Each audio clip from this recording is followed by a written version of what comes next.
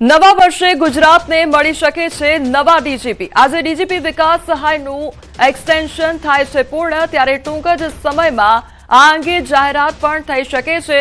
નવા ડીજીપી માટે હાલ 3 નામો રેસમાં છે, તો નવા ડીજીપી ગુજરાતને મળી શકે છે। નવા વર્ષે ગુજરાતને નવા ડીજીપી મળી શકે છે અને અત્યાર સુધી 3 નામો ચર્ચામાં જોવા મળી રહ્યા છે। તો આજે ડીજીપી વિકાસ સહાયનું જે એક્સટેન્શન છે તે પૂર્ણ થાય છે, ત્યારે ટૂંક જ સમયમાં આ અંગેની સૌથી મહત્વની જાહેરાત થઈ શકે છે।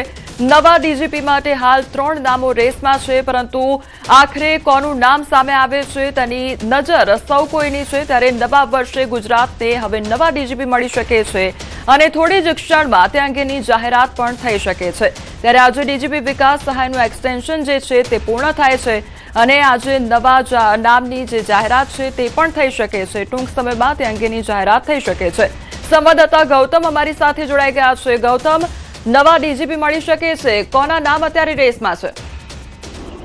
જી બિલકુલ, મહત્વની વાત એ છે કે જે ડીજીપી જે અત્યારે હાલ વર્તમાન વિકાસ જે છે તેમનો કાર્યકાળ પૂરો થયો છે, તેમને અગાઉ એક્સટેન્શન આપવામાં આવ્યું હતું અને 6 મહિનાનું એક્સટેન્શન તેમને મળ્યું હતું અને ત્યારબાદ હવે નવા ડીજીપી તરીકે KL રાવની નામ જે છે તે ચર્ચાઈ રહ્યું છે। એટલે કે ટૂંક સમયમાં તેની જાહેરાત થાય તે પ્રકારના એંધાણ વર્તાઈ રહ્યા છે અને તેમને આ ચાન્સ મળે તે પ્રકારની આશા જે છે તે સેવાઈ રહી છે। જોકે અગાઉ પણ તેમના નામની ચર્ચા જે છે તે ચાલતી હતી, પરંતુ આજે જે એક્સટેન્શન પૂરું થવા જઈ રહ્યું છે ત્યારે તેમના નામની જાહેરાત થાય તો નવાય નહીં। જી ગૌતમ, સમગ્ર માહિતી બદલ આપનો આભાર।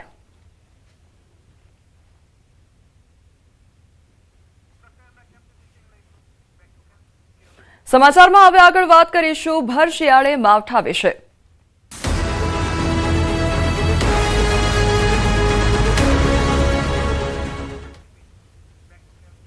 દ્વારકા જિલ્લાના વાતાવરણમાં પલટો જોવા મળ્યો છે। કેટલાક વિસ્તારોમાં કમોસમી વરસાદ વરસી રહ્યો છે, ત્યારે વહેલી સવારથી જ વાતાવરણમાં એકાએક પલટો જોવા મળ્યો છે અને ત્યારબાદ કમોસમી વરસાદ ખાબક્યો છે।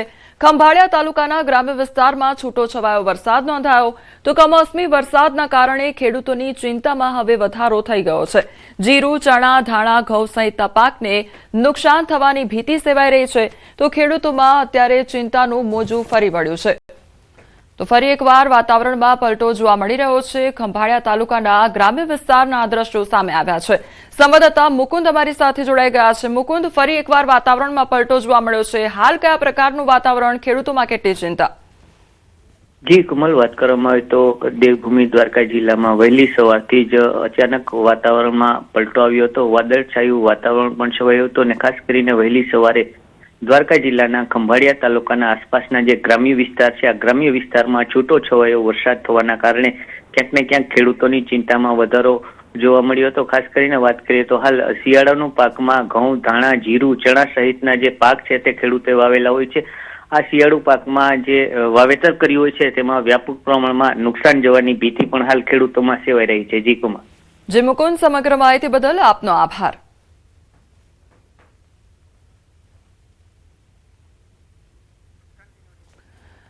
તો હવે નજર કરીએ પોરબંદરના દ્રશ્યો પર કે જ્યાં હવામાન વિભાગની આગાહીની અસર જોવા મળી છે। પોરબંદરમાં શિયાળામાં કમોસમી વરસાદ વરસી રહ્યો છે। શહેરના અનેક વિસ્તારોમાં કમોસમી વરસાદ ખાબક્યો છે। ભર શિયાળે માવઠું થતા થોડો સમય માટે ચોમાસા સમાન દ્રશ્યો પણ જોવા મળ્યા છે। તો પોરબંદરમાં પણ વાતાવરણમાં એકાએક પલટો જોવા મળ્યો છે અને વરસાદી માહોલ જામ્યો છે। તો બીજી તરફ જે ખેડૂતો છે તેમનામાં ચિંતા સતાવી રહી છે। અમદાવાદ વાસીઓ માટે સૌથી મોટા સમાચાર સામે આવ્યા છે। શાહીબાગ અંડરબ્રિજ 7 દિવસ માટે બંધ રહેશે।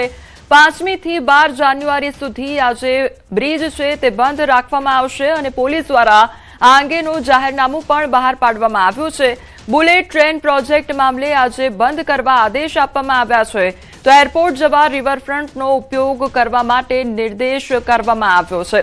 તો અમદાવાદ વાસીઓ માટે આ સૌથી મોટા સમાચાર સામે આવ્યા છે। શાહીબાગ અંડરબ્રિજ જે છે તે 7 દિવસ માટે બંધ રહેશે। સાબરકાંઠામાં મંદિરમાં ચોરી મામલે સફળતા, ત્યારે ચોરી કરનાર ગેંગનો મુખ્ય સૂત્રધાર ઝડપાઈ ચૂક્યો છે। એલસીબી હિંમતનગર બસ સ્ટેન્ડમાંથી આજે આરોપી છે તેને ઝડપી પાડ્યો છે। આરોપી પાસેથી ચાંદીના 76 સહિત રોકડ મળી 23 લાખથી વધુનો મુદ્દામાલ ઝડપાયો છે। એલસીબીએ આરોપીને ઝડપી પાડી અન્ય ફરાર જે આરોપીઓ છે તેની શોધખોળ હાથ ધરી છે.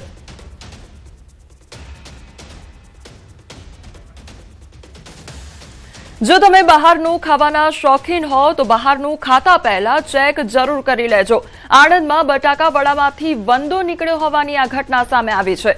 નાસ્તો કરવા આવેલા ગ્રાહકને કડવો અનુભવ થયો તો વિદ્યાનગર બાકરોલ સ્ક્વેર પાસે આવેલ ભગવતી ભજીયા હાઉસમાં આ ઘટના બન્યાનો આક્ષેપ થઈ રહ્યો છે. કરમસદના ભગવતી ભજીયા હાઉસના બટાકા વડા છે પ્રખ્યાત, ત્યારે ભગવતીની બીજી બાકરોલ સ્ક્વેર પાસે આવેલ શાખામાં બટાકા વડામાંથી વંદો નીકળ્યો હોવાની ઘટના સામે આવી છે. ત્યારે હવે જો તમે બહારનું ખાવાના શોખીન હો તો હવે ચેતી જજો અને ખાતા પહેલા આ જે વિડીયો છે તે જોઈ લેજો. જે તે ટાઈમે નાસ્તો કરતા એની અંદરથી એક મોટો વંદો આવેલ હતો અને વંદો આવતા અમે સ્ટાફને બોલાયા અને સ્ટાફને કીધું કે ભાઈ તું શેઠ છે, એટલે એને કીધું કે ના ભાઈ હું શેઠ નથી. તો મેં એમને કીધું કે ભાઈ શેઠને બોલાવો. એ દરમિયાન શેઠને એ લોકોએ ફોન કર્યો, પછી શેઠ આવી ગયા હતા અને શેઠ આવતા જ શેઠને આપણે જાણ કરી કે શેઠ આવી રીતના એની અંદરથી વંદો નીકળેલ છે. તો એમને કીધું ક્યારે ક્યારે આવી ભૂલ થઈ શકે છે. બસ